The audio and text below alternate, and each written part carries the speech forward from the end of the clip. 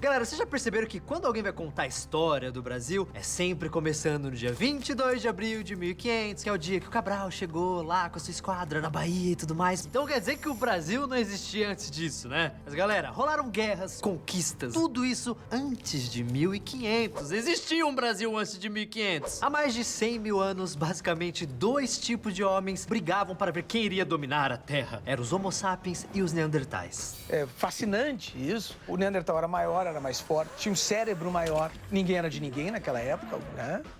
Ninguém era de ninguém, era uma festa, né? No Paleolítico. Não existia família, não existia casamento. Não existia trabalho, de novo. Né? Não existia nada disso, só o que existia era aquele bando se deslocando pela terra em busca de comida, de água, de algum abrigo meio que precário. Como vocês devem saber, nós somos os Homo sapiens sapiens. Homem que sabe que sabe. A tradução antes, vocês pegaram. E há 30 mil anos, nós, os Homo sapiens, superamos os Neandertais e dominamos a Terra, conquistamos tudo. Vocês imaginam como? Domesticando os animais. Isso te dá, obviamente, muito mais recurso alimentar, em primeiro lugar alimentar, depois transporte, cavalo e boi puxa muito mais do que gente para carregar coisas. O primeiro animal que é domesticado pelo homem é o cachorro. Todos os cachorros são descendentes dos lobos, né? Todos. Mesmo aqueles ratos que a gente vê passeando. Eu tenho um amigo meu, Carlos Wagner, que é repórter, que anda com um poodle rosa, né? Que mesmo aquele poodle rosa, indigno de um homem andar com ele pela rua, é descendente dos lobos. E a próxima grande ideia foi uma que a gente usa até hoje. Viver em família. Um casamento, não é? Um casamento faz parte, o cara se transforma num gato castrado, que aos domingos fica ali sentado vendo Faustão.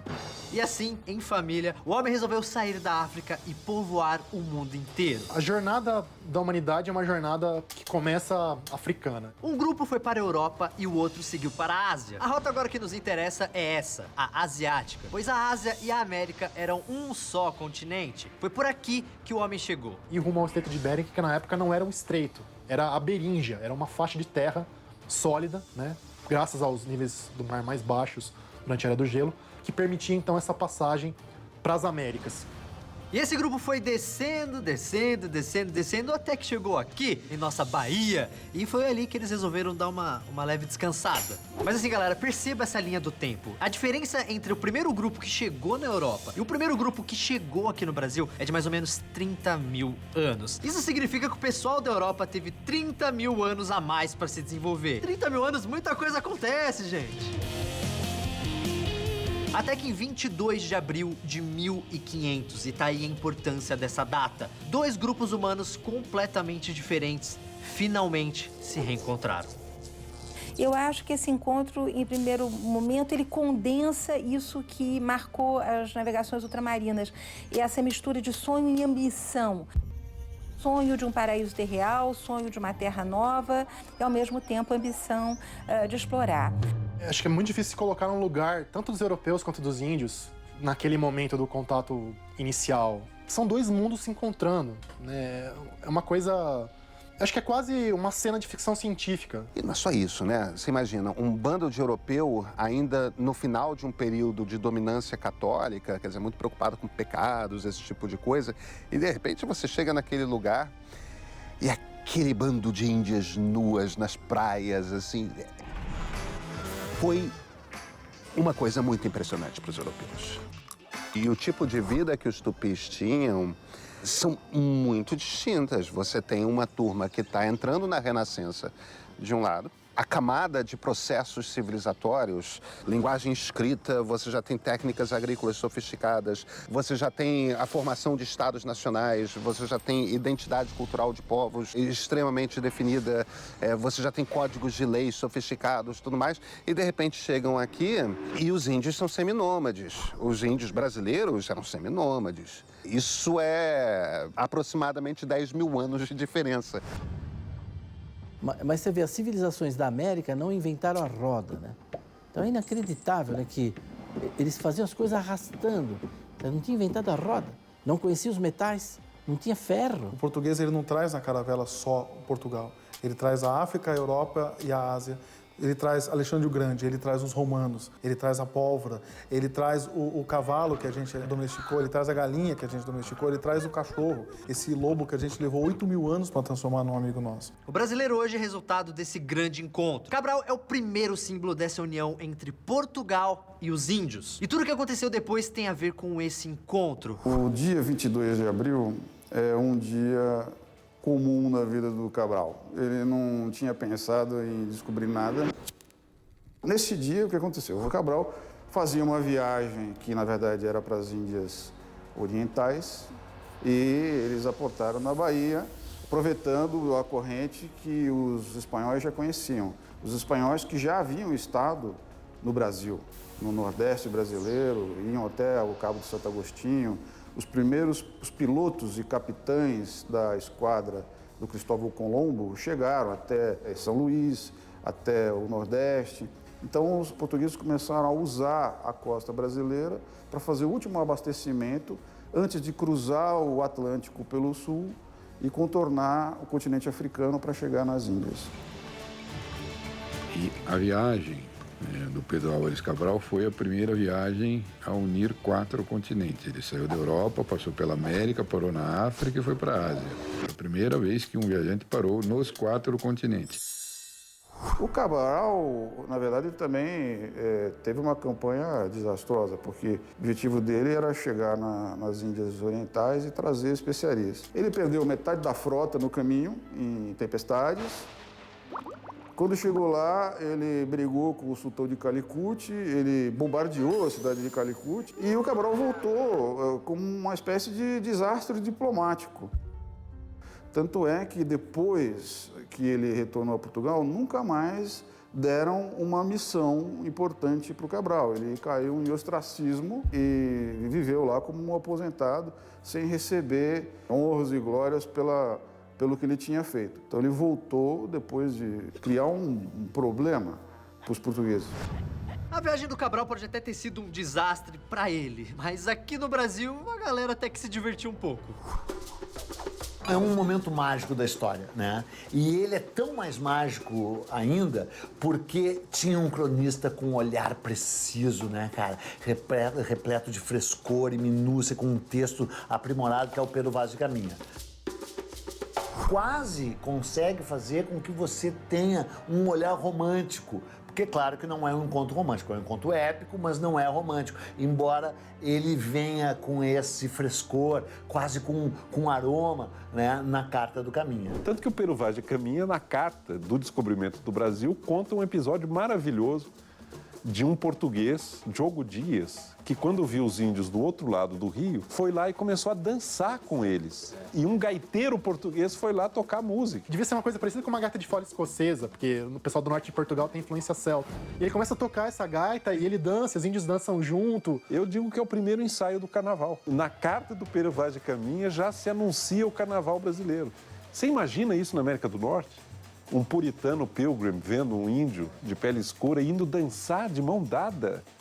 É belo, vamos cultivar isso.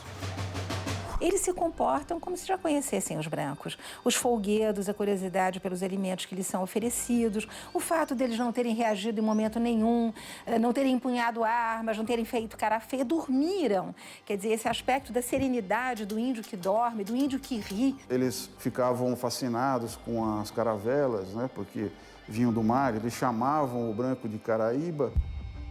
Caraíba era um grande pajé, né, que era quase um semideus para eles. E o fato deles terem chamado o branco de Caraíba, né, que é um ser sobrenatural, indica que houve um espanto quase transcendente naquele momento. É fascinante para eles. A verdade é que o primeiro contato, eles ficam muito curiosos. Eles não conheciam o metal, então eles não tinham anzóis para pescar. Eles não tinham machado de ferro. Eles não tinham linguagem escrita. Eles plantavam basicamente mandioca, amendoim. Eles não tinham desenvolvido pecuária. Na verdade, o encontro ele é fascinante para os dois lados. Para o português é uma viagem no tempo, ele volta para o passado. E para o índio é um olhar para o futuro. Mas eu acho que o que mais deve ser realçado é o que o Henry Miller, aquele escritor americano, diz quando ele faz o prefácio de um livro do Cabeça de Vaca. Ele acha que aquele momento foi um momento de chance perdida da humanidade como nunca houve outro. A velha Europa, o velho mundo tem uma chance de um recomeço entre a experiência que eles tinham e a visão de natureza que os povos nativos tinham, e se eles tivessem se unido e tivessem criado um novo mundo, teria sido maravilhoso. Claro, nunca ia acontecer, a raça humana está fadada a ser isso mesmo, mas que é lindo imaginar assim, na minha opinião, ainda é. Existe uma tendência a imaginar que encontraram uma espécie de um paraíso aqui. Um lugar em que as pessoas tinham uma vida mais simples, um lugar que as pessoas... Existe desde o começo, sim, a lenda de que eles viviam em harmonia com a natureza. É mentira. Os portugueses acabaram com a nossa natureza contra a vontade dos índios que cuidavam tão bem da nossa mata. Cuidavam bem, viviam em harmonia com a natureza. Mentira. Pura e simples mentira. Se eles tinham que derrubar a árvore, eles derrubavam. Quem contrabandeia papagaio no Paraná, em várias regiões do Brasil, são índios. Isso é uma forma de ecologia. Na verdade, a ecologia é um valor de gente rica.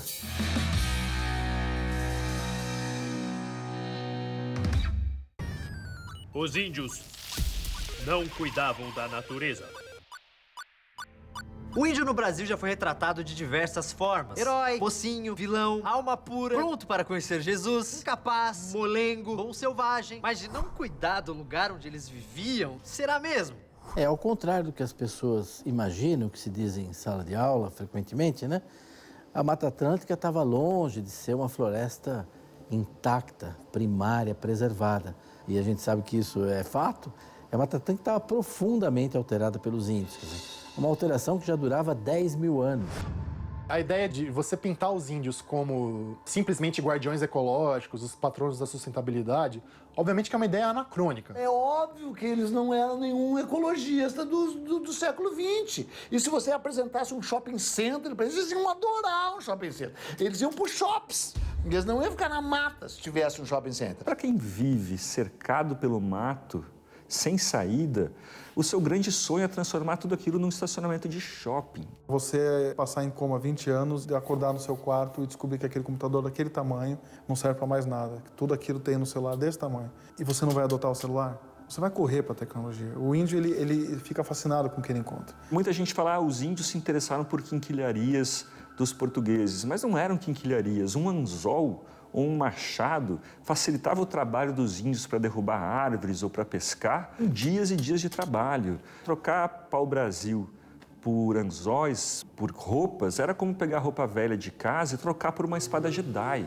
A ideia de que você tinha uma relação intocada, natural, simples, entre ser humano e natureza, ela é, no mínimo, muito, muito simplista. Esse impacto do homem sobre os ambientes naturais do Brasil, ele é muito antigo, ele tem 10 mil, 15 mil anos de idade e vai se intensificando conforme a gente vai chegando perto da época do contato com os europeus. E é muito importante, porque a gente, às vezes, com nossa cabeça de século XXI, gosta de olhar ali, é o bom selvagem, eles eram mais puros.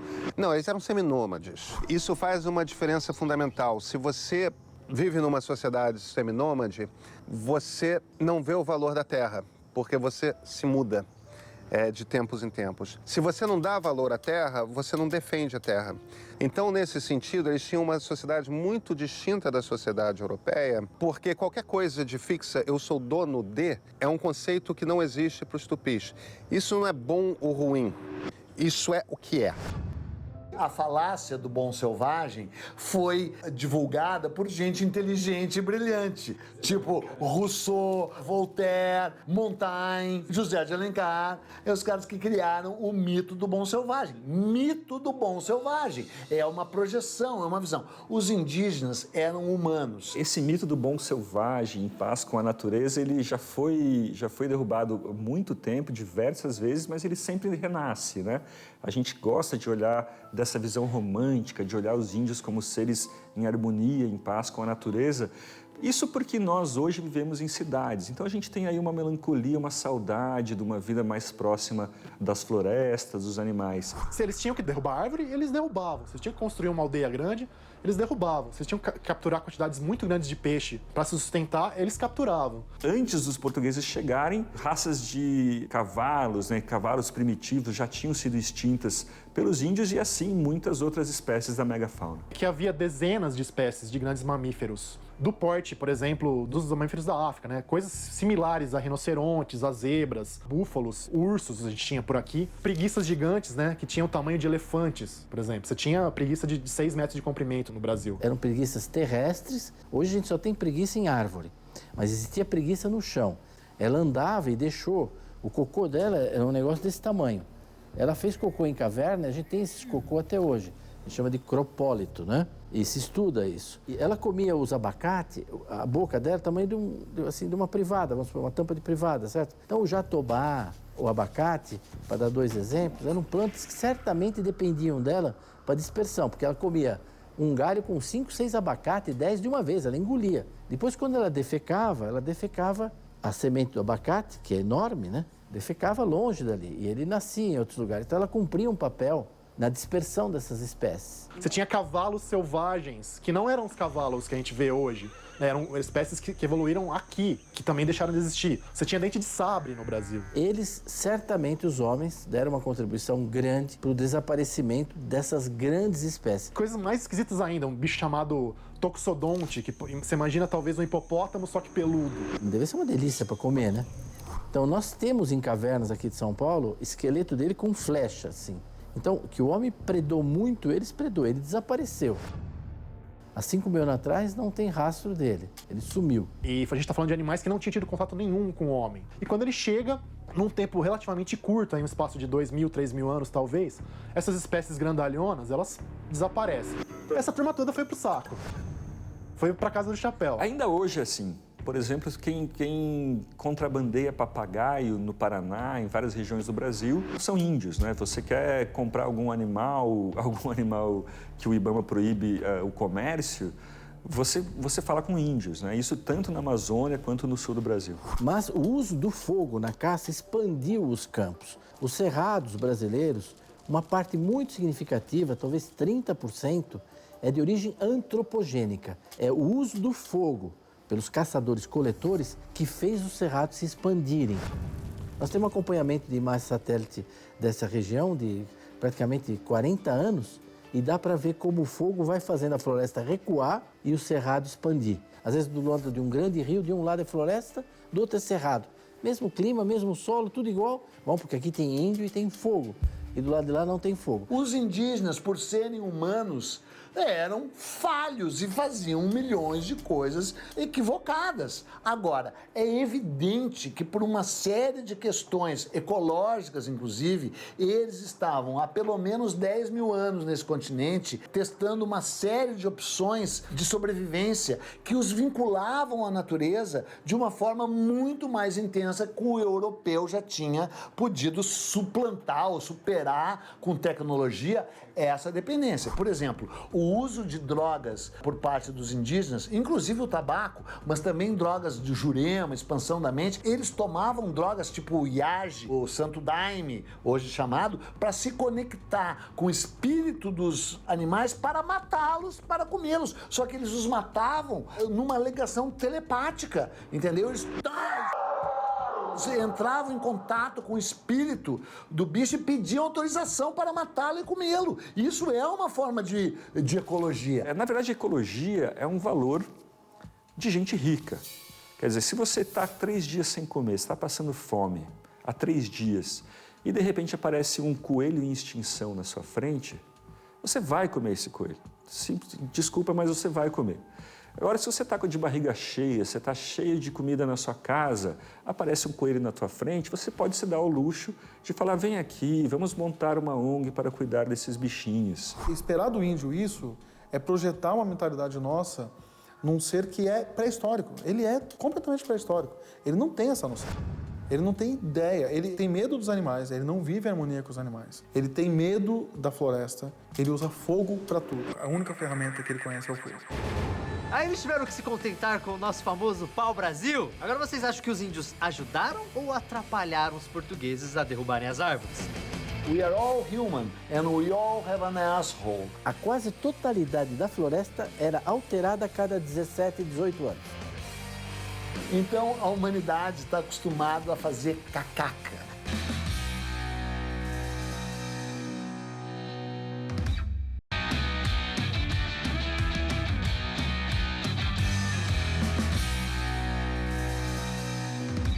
A gente não costuma associar o mau uso do fogo com o índio brasileiro. Só que as queimadas são um problema no Brasil até hoje. E a chamada coivara, que é o ato de abrir o campo com fogo, era basicamente o cotidiano do índio brasileiro. Eles usavam fogo para tudo. Para iluminação, para aquecimento, para se defender de animais. Então, em volta das aldeias, toda noite acendiam um fogo. E para plantar. O que a gente chama de agricultura, que é uma coisa muito rudimentar que eles faziam, não é uma agricultura como a gente imagina. Não é uma coisa organizada, com a época certa para plantar, a época certa para colher. Assim que terminava de colher, tacava fogo. Aquilo queimava, virava cinza. No primeiro ano, no segundo ano, aquela cinza deixava o terreno mais forte. Depois do terceiro ano, o terreno não prestava para mais nada. É a coisa mais contraproducente do planeta. Você não pode investir em alvenaria, tijolo, barro. Você faz a oca sabendo que aquilo não vai durar mais que 3 anos, você vai ter que se mudar para plantar de novo.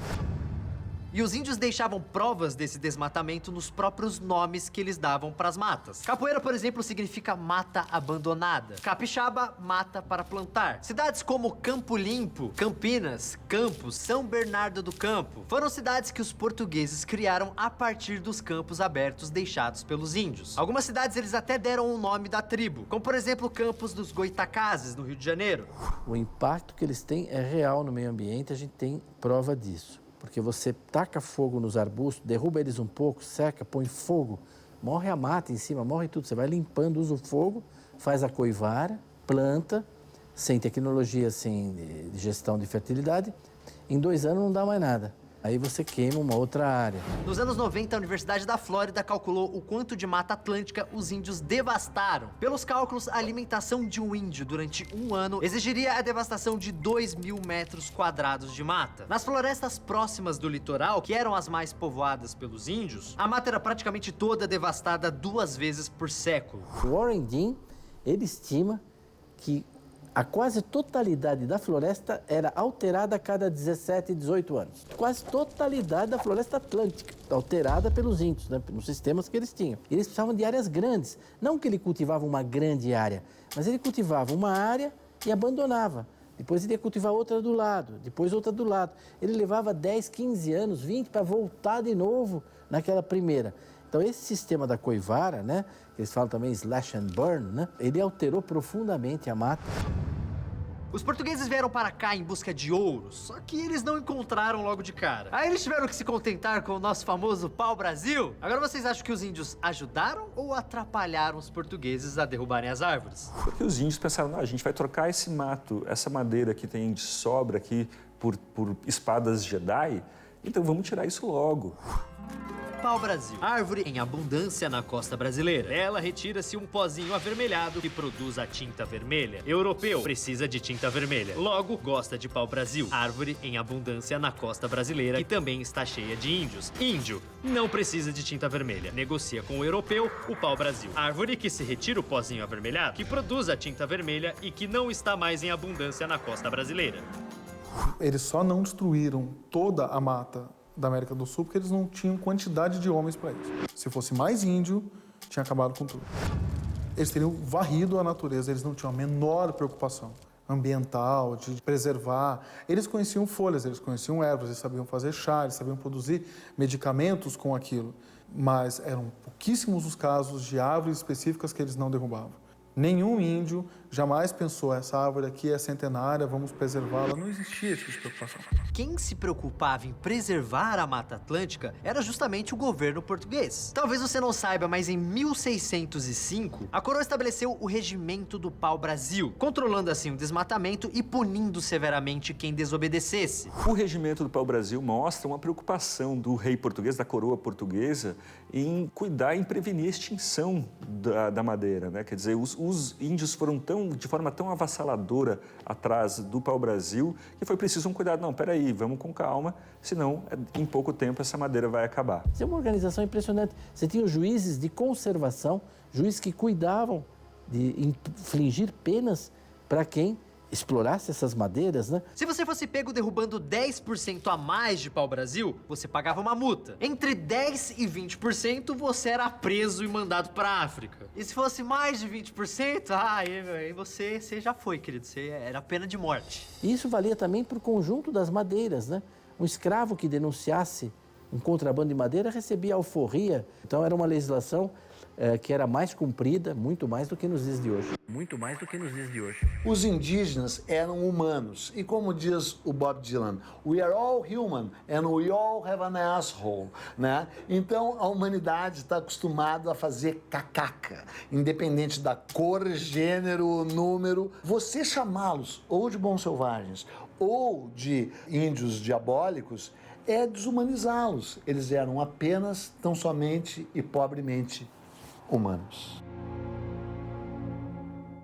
Em 2016, o Brasil comemorou o centenário do samba. E a ilha foi acusado de ser uma jazz band. A feijoada é uma imitação europeia. Ok. Escravo não ia comer feijoada no hotel, né? Com certeza, quem estava na cozinha eram escravos.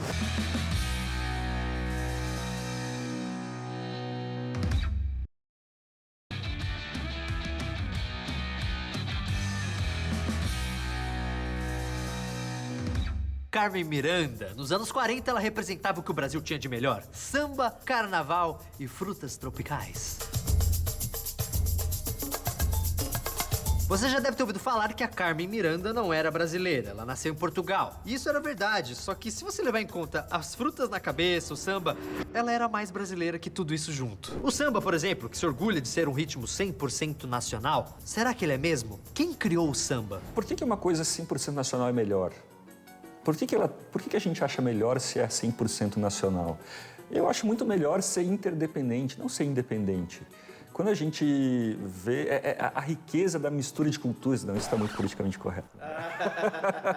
É você estabelecer várias regras cínicas, mentirosas, para você se apropriar como se fosse uma reforma agrária intelectual. Isso é mel! Isso é um processo longo, né, de interação, de diálogo, de trocas, né?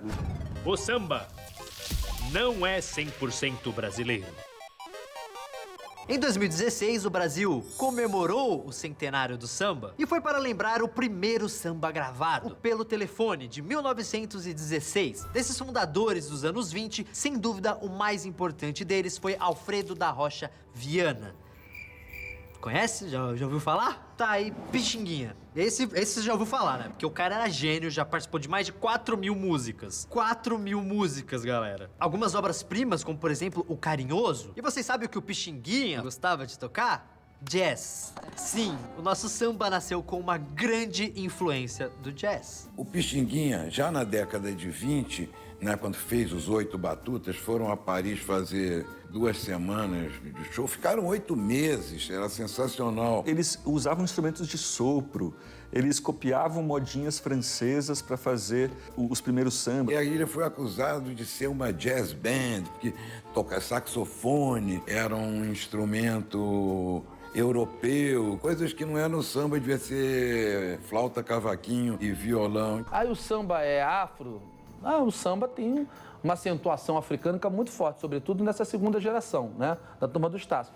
Mas ele tem uma polca, que é a base de todos os produtos urbanos musicais, final do século XIX e do século XX. 98% dos ritmos musicais, né, quase 100%, são de originário da polca, que é europeia. Certamente tem influências, e não necessariamente essa influência é uma influência ruim. Só que teve uma forcinha pro samba virar um ritmo nacional por excelência, e essa forcinha veio do governo. Getúlio Vargas, o grande ditador dos anos 30, tinha sim samba no pé.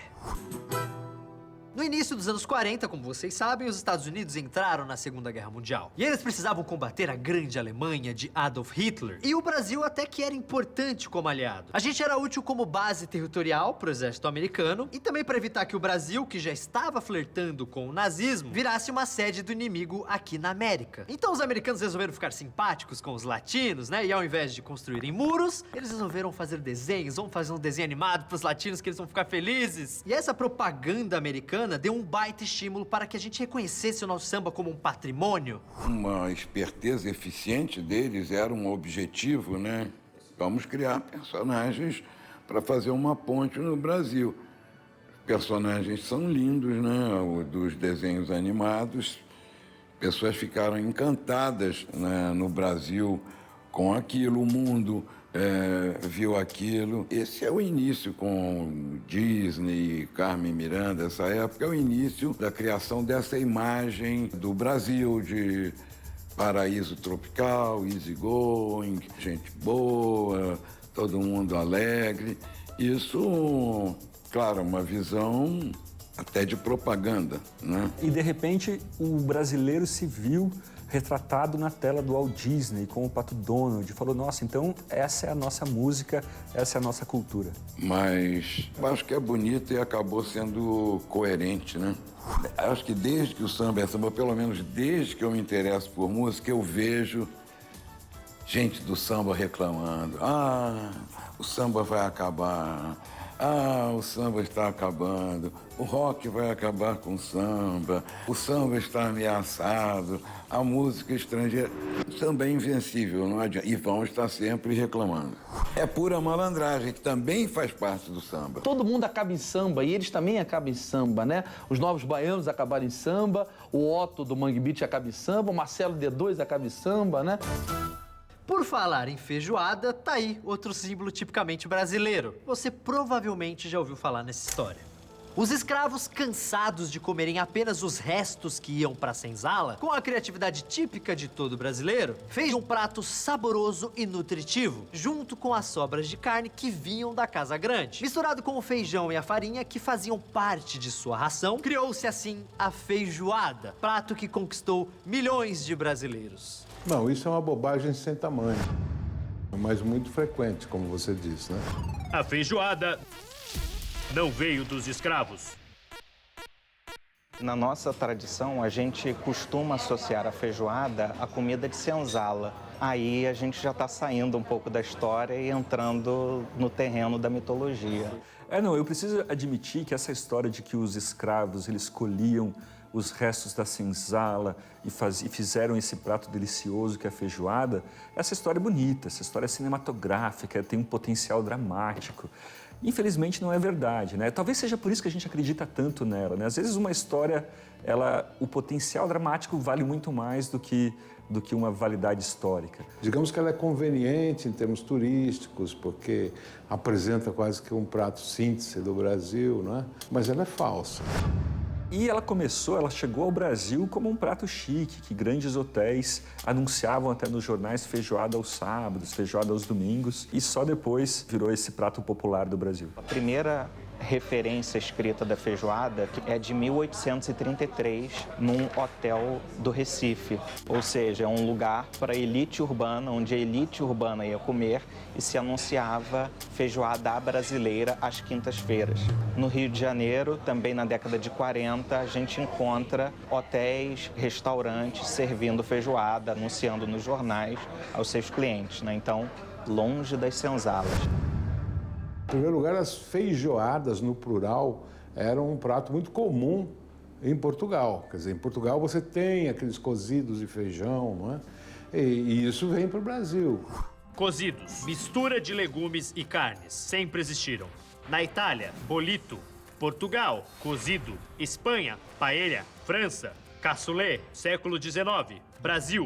Brasil quer fazer pratos franceses. Cassoulet é prato francês. Carne de porco, legumes e feijão branco. No Brasil, o feijão é preto. No Brasil, cassoulet é feijoada. O feijão preto é originário da América do Sul e já era consumido pelos indígenas antes dos portugueses chegarem. E os portugueses vão trazer essa forma de comer, essa mistura de uma leguminosa com carne, também com as hortaliças e com a fruta, que é a laranja, e vão adaptar isso ao feijão preto local. E o próprio Dom João VI decreta que seja servido o arroz junto com a feijoada, né? Então, ela vai se configurando como um prato de funcionários públicos urbanos a partir do século XIX e se difundindo dessa forma no Rio de Janeiro. Aí começa a aparecer nas pensões, etc, né? Escravo não ia comer feijoada no hotel, né? Com certeza, quem estava na cozinha eram escravos. mas quem ia se servir festivamente era a elite. Outra tendência, além de falar que as coisas são nacionais, são 100% brasileiras, 100% nacionais, uma outra tendência é dizer que elas têm uma origem popular, uma origem dos pobres, uma origem africana, né? Parece que isso daria uma validade maior aos ícones brasileiros. Mas por quê? Por que uma coisa se vem da elite é pior? Se a feijoada vem de hotéis riquíssimos, se era uma coisa de coxinha, como a gente diz hoje, por que ela é pior? Fruta símbolo que representa a nossa brasilidade, a banana. A banana é asiática. Eles trouxeram o coco, trouxeram a banana, trouxeram a manga. Eu tô pouco me lixando para a cultura nacional. Quem precisa de raiz é a árvore. Futebol no Brasil é simplesmente tudo. Mas isso nunca vai dar certo aqui no Brasil. Mas nessa aí foi um pênalti que ele chutou, mas chutou lá no escanteio, entendeu? Ele foi fraco, né? O que seria do Brasil sem o futebol?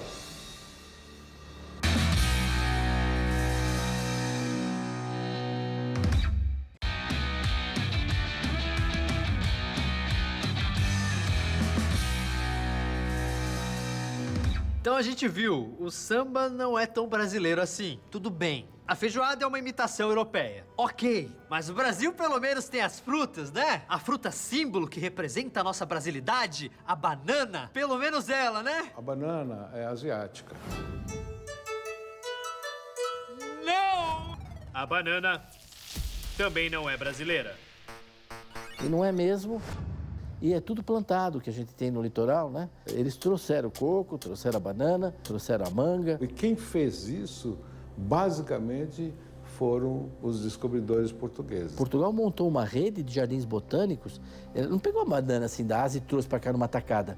Eles aclimatavam, eles preparavam a espécie para poder ser introduzida. Isso mesmo, galera. A banana é asiática, mais precisamente da Indonésia. Há mais ou menos 5.000 anos ela se desenvolveu por lá. Era um pouco diferente da banana atual. Tinha a casca grossa e a polpa rala. Alexandre, o Grande, experimentou a banana em suas andanças pela Índia. Os asiáticos comercializaram a fruta com a África, que criou esse nome. Banana é um nome africano e o nome pegou. Em português, banana é banana. Em espanhol, banana é banana. Até em inglês. Em inglês, banana é banana. E galera, só uma informação pra vocês. Hoje em dia, o Brasil é um dos maiores produtores desse fruto asiático. Eles tiveram cuidado de trazer a cultura sem as pragas, porque a agricultura, ela se dá bem longe da natureza, ao contrário do que as pessoas pensam, né? O café surgiu onde? Na África. Onde é que está a maior produção? Está na Ásia e está no Brasil. Porque nós levamos o café sem as pragas. E não é só a banana que não é brasileira. A lista é bem grande. Jaca, manga, laranja, limão, carambola, graviola, o café, tangerina, a uva e até o coco. Sim, quando o Cabral chegou aqui no Brasil, o Brasil não tinha nenhum coqueiro. E é gozado que você tem relatos já do século XVIII de um nobre europeu que fez toda uma descrição da viagem dele pelo Brasil e que ele descreve aquelas mangueiras no Rio de Janeiro, aquelas bananeiras, como uma coisa natural já, assim, que faz parte da paisagem, né? É preciso entender o período de colonização como um período de trocas, de transações botânicas, especialmente, muito intensas, né? Eles trouxeram muitas coisas que eles não achavam aqui, eles foram trazendo. Mas também levaram a mandioca para a África, levaram as pimentas para a Ásia, né? Se falar para um coreano que não tinha pimenta na Coreia, eles que têm uma culinária toda cheia de pimenta, ele não vai ter que acreditar, entendeu? É evidente que todo momento que você precisa fazer uma representação sintética disso, em termos artísticos, você colhe desse elemento popular, esse ou aquele componente, né? Como a banana, o abacaxi e tal, né? Da Carmen Miranda, né? É uma salada de frutas, né? Onde você olha e pode remotamente reconhecer algo tropical e algo brasileiro, né? Eu tô pouco me lixando para a cultura nacional. Quem precisa de raiz é a árvore. A gente pode ter uma origem, a gente pode se orgulhar de uma origem muito mais cosmopolita. E mesmo os grandes ícones do Brasil, pelos quais o Brasil é reconhecido, eles felizmente têm muita influência estrangeira. Isso é ótimo. E se eu disser para vocês que o futebol também não é brasileiro? Tá. A maioria das pessoas sabem disso. Futebol é um esporte inglês, que chegou até a gente através de Charles Miller. Beleza, galera, eu sei, só que a questão não é essa. A questão é que hoje em dia todo mundo identifica o Brasil como o país do futebol. Esse é o esporte com a cara do Brasil, né? Todo mundo coloca 2 chinelos lá na rua e já faz um golzinho e tudo mais, 3 dentro, 3 fora, melee, Mas isso também foi uma construção. Nem sempre foi assim. Em 1922, quando o futebol ainda estava começando no Brasil, o Graciliano Ramos disse que o futebol jamais pegaria no Brasil. Escreveu uma crônica dizendo, olha, isso é um estrangeirismo, isso é uma coisa de britânicos. O brasileiro ele é muito grosso para jogar esse esporte delicado como o futebol. A gente não tem nada a ver com o brasileiro jogar futebol. Pois é, nem todo mundo é perfeito. Até o próprio futebol, a melhor perfeição inventada pelo homem não é perfeito. Agora, por que Graciliano Ramos, Lima Barreto e alguns outros intelectuais, escritores e mentes brilhantes não enxergaram no futebol? Pode ser até por convicções ideológicas, políticas, até pelo momento, né? O Graciliano Ramos, por exemplo, ele era totalmente contrário aos estrangeirismos e ele falava e citava isso, que ele era contra o futebol. Graciliano Ramos profetizou: o futebol é uma moda passageira. É um fogo de palha que não vai durar nem um mês no Brasil. Eu li aquela crônica, eu falei, pô, isso é maravilhoso. Mas futebol é uma coisa do anglo-saxão, goalkeeper, center-half. Porque os players eram uma prática que não era nacional, como a rasteira. Nós somos da bola de gude, nós somos do peão, da pipa. Isso nunca vai dar certo aqui no Brasil. E outros esportes que a gente nem tem ideia do que sejam, e ele até cita e a gente fala, que é isso, né? E o cara, o Graciliano Ramos, ainda insistia: o futebol é uma roupa emprestada que não nos serve. Não seria melhor, por exemplo, praticarmos a rasteira? Esse sim é o esporte 100% nacional, né? A rasteira também tem no futebol. Se ele visse o Pepe, que é brasileiro português, jogando, ele saberia que tem rasteiro, o Felipe Melo, um monte de jogador. Então, aí que tá, né? Você vê, o Pelé não pedia pênalti. O Graciliano Ramos, vamos tirar o chapéu pra ele.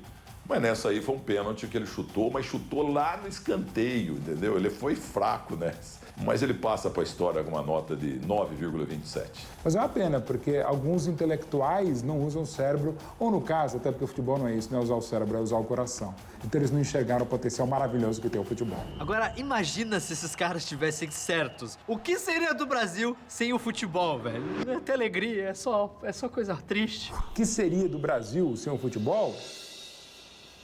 Seria menos. O que seria o futebol sem o Brasil? Seria muito menos. Mas eu sei o que seria do brasileiro, seria ainda mais infeliz. Futebol no Brasil é simplesmente tudo. Há quem diga que o futebol é a coisa mais importante dentre as menos importantes. Foi o Arrigo Sacchi que bolou isso, mas para o brasileiro não é não. E como o futebol, para mim, é a mais perfeita imperfeição criada pelo homem, e o brasileiro é do jeito, da malícia, da ginga, do jeitinho, de burlar inclusive a regra, e o futebol tem muito disso, o Brasil é tudo isso. Até porque ele teve a felicidade de ter o melhor ET jogando pelo Brasil, que é o Pelé. O brasileiro ama o futebol como ama a praia, ama a cerveja, a alegria e o carnaval. O futebol tem pro rico, pro pobre, pro gordo, pro magro, pro branco, pro preto, pra cor que quer que seja. E é o verde e amarelo. Neymares aparecem do nada, mas o futebol aqui é absolutamente imortal. Lima Barreto criticava o culto a ídolos do esporte. Eu não entendo como criaturas que não servem para nada se transformam em heróis nacionais. O que eles fizeram pro bem comum? Ninguém no mundo falou a palavra Pelé, o nome Pelé mais que eu. Ninguém. Você pode pesquisar aí, pode perguntar para ele também. Eu falo, não, esse é o Pelé disso, é o Pelé daquilo e tal. Tem o Pelé da música, que é os Beatles, tem o Pelé, digamos, da literatura que você pode discutir, o Pelé das artes, o Pelé... Não, o Pelé da política não tem, mas enfim. Mas tem o Pelé de tudo, o Pelé virou sinônimo, né? Se o Pelé jogasse hoje, com as regras da FIFA, os gramados de hoje, e o Pelé com o material esportivo de hoje, a chuteira de hoje, a preparação física, a fisioterapia, a medicina esportiva, Pelé tinha feito 3 mil gols, não apenas 1.200 e pouco. O Brasil, agora está uma polêmica aí, porque o Charles Miller teria inventado o futebol, trazendo da Inglaterra debaixo do braço uma bola, mas lá em Minas Gerais tem uma prova já documentalmente de que o futebol já existia antes de Charles Miller chegar da Inglaterra, lá em Minas Gerais. Quem é que plantou a grande semente para que o Brasil saísse, livrasse do jugo de Portugal? Aí Confidência Mineira, Tiradentes, que por sinal era torcedor do Atlético Mineiro também, já na época, ele é o Aleijadinho, entendeu? Então é isso, cara, Minas Gerais, e na época que Minas Gerais enfrentou Portugal, o resto do Brasil ficou todo mundo debaixo da cama, morrendo de medo. E o Graciliano Ramos sugere que a rasteira podia ser um grande esporte O brasileiro até é, né? Porque a gente vê em Brasília toda hora os políticos dando rasteira nos brasileiros. Se o Brasil se desenvolvesse a rasteira, a capital do esporte ia ser em Brasília, não? Não tenha dúvida. Por isso, o Brasil é a antevisão do craque que a gente tem no futebol. Como o Graciliano já pensava, né? Que vinha rasteira, vinha sacanagem, vinha pontapé, ele já jogou e já imaginou bem antes da década de 10 que ia vir depois de 50 anos Brasília. Então, eu acho que realmente o nosso Maracanã teria que ser na Praça dos Três Poderes. Muito bem, Graciliano Ramos, você manja tudo das coisas, você é muito inteligente.